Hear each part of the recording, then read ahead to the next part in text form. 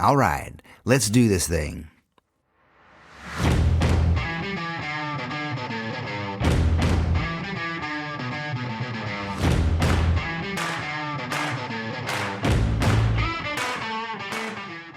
Howdy, I'm James Victoria, and this is the podcast called The Right Questions. And do you know why it is called The Right Questions? Have you thought about that? Have I answered that before? And the reason it's called The Right Questions is because I work with a lot of people. And over the years, I've become the answer guy. Through YouTube videos that I've had and this podcast and in other forms and over Instagram and all kinds of ways, people write me and contact me and they ask me questions. Questions like, James, I quit my job. Now what do I do? First of all, if you have that question, talk to me first before you quit your job. I think that's just the smarter thing to do, if you know what I'm talking about. But, or this one I get, James, I want to ask for more money. How do I do that? And this is a very common one. James, how can I create when I am stressed out? Damn good question. And what I try to do is I try to direct people to what we call the right question, right? So those are good questions, but they're not the right question. The right question is the personal one. That means it's the one you already know the answer to, right? We ask many questions of ourselves and to others, but we already know the answer to the important questions. And the thing is, we're just too damn scared to face the answer or to ask the right question. So the right question today, on the first days of a brand new year, is, why do we fixate on that self-helpy line of any new year? That is, a new year, a new you, right?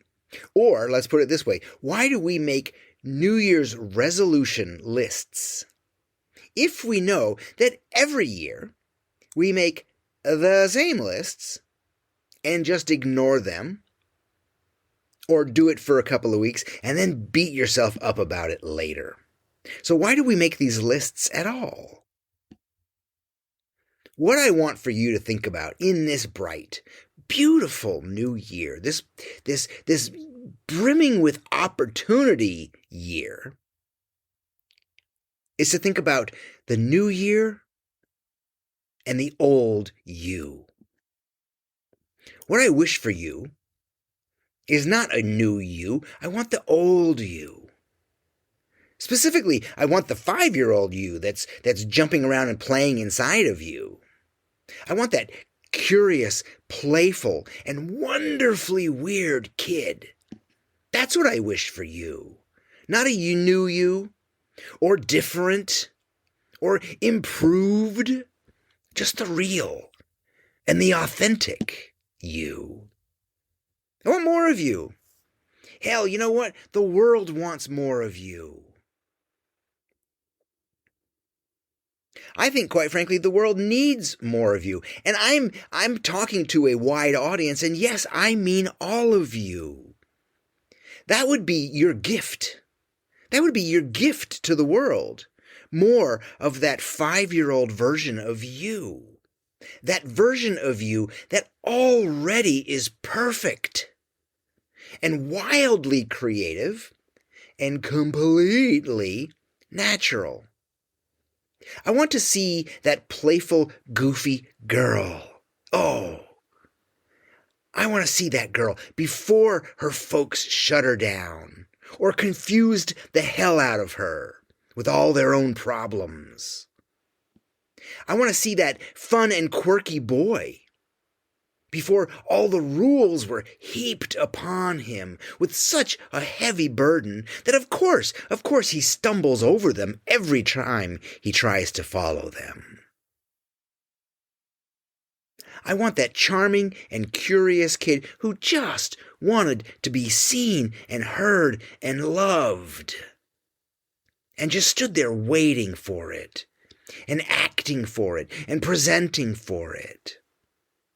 And I want them all to know, I want you all to know, that you are seen and you are loved.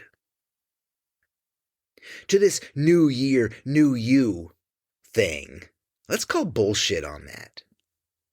Let's get rid of the lists and all the things to change about ourselves.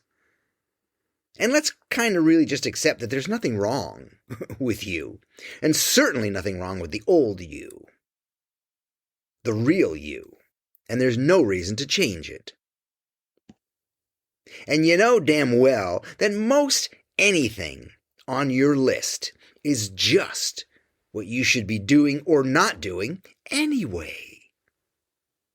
In order to be a positive, happy, contributing member of the world community, you know what it takes. You don't have to make lists and try to do it. Of course, there are things that you should do. Of course, you know this. Take good care of yourself. Duh. Go for walks. Breathe deeper than you do. Most of us walk around taking little sips of air. Breathe deeper than usual. Exercise your lungs. Did you ever hear that one before? Exercise your lungs. There are parts of your lungs that need the practice. As any doctor or nutritionist would tell you, drink more water. That just makes sense. Also, watch your intake. Watch the food you eat. Watch what you feed that awesome, powerful engine of yours. You own this Ferrari of a body that will do anything that you want it to do. And you put sugar in the gas tank? What out of you, crazy? Sure, get to the gym. But no gym will defeat a shitty diet. Watch your intake.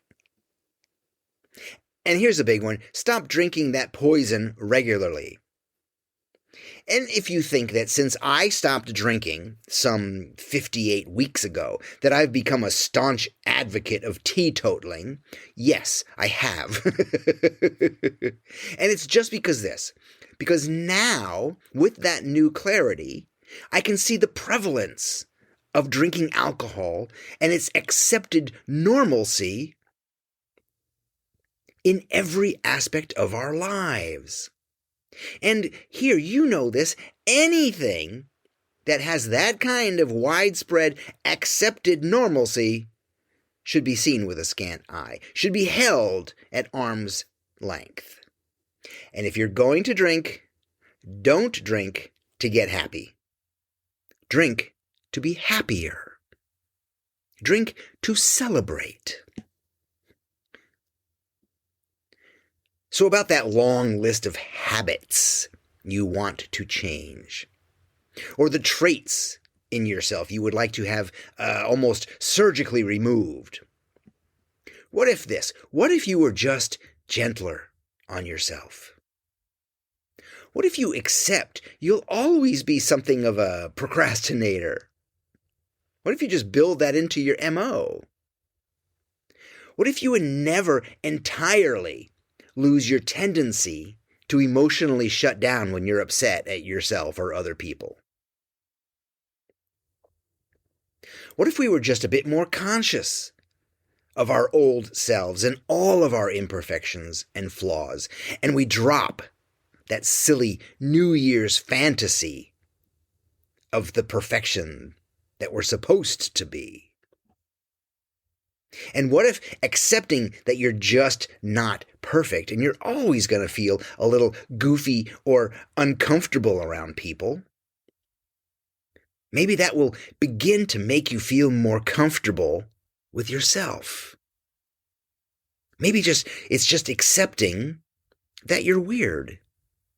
And other people will start to feel good about that too.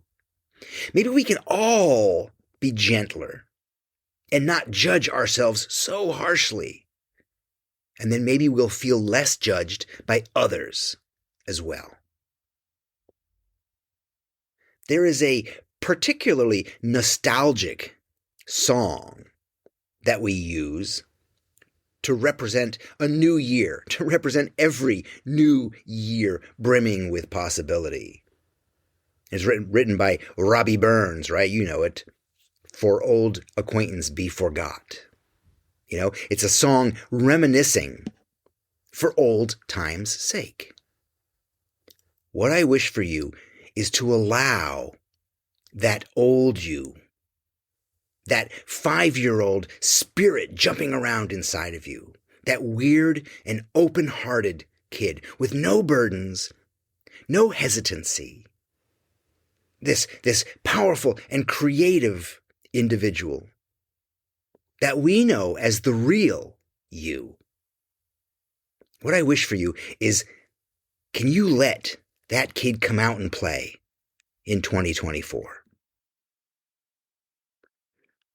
Please accept all of my best wishes for the old you as we share this small cup of kindness. For Auld Lang Syne, my dear. For Auld Lang Syne. You are perfect, just as you are. I'm James Victori. Thank you for being here. Thank you for supporting this program. Thank you for being a part. Thank you for sending in questions. I appreciate them greatly. This is The Right Questions.